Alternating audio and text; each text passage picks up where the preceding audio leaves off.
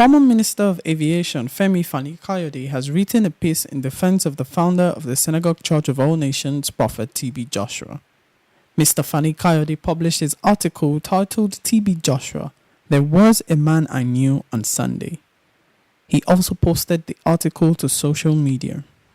The ex-minister claimed Joshua, who was not accepted within the circle of Christian leaders in Nigeria, helped numerous people, including the wife of a former head of state.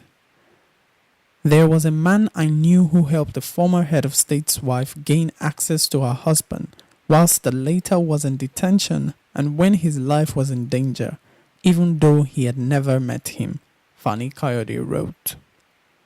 There was a man I knew who gave $100,000 to a leading traditional ruler who was in need and wanted to go on a trip to America with his delegation, even though he had never met him. There was a man I knew who bought a beautiful Jeep for a former Nigerian British football star who spent much of his time in his church.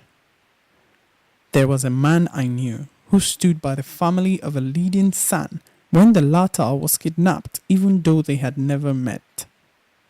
There was a man I knew who stood by the family of a former Minister of Aviation when the latter was in detention, even though they had never met.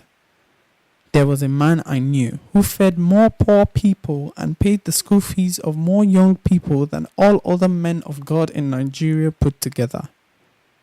He concluded thus, there was a man I knew who was better known and more loved and respected than any other Nigerian, living or dead in the nations of the world. There was a man I knew who prayed into power and counseled many world leaders and presidents than any other. T.B. Joshua will be buried in July as announced by his church. The funeral will be streamed live on Emmanuel TV.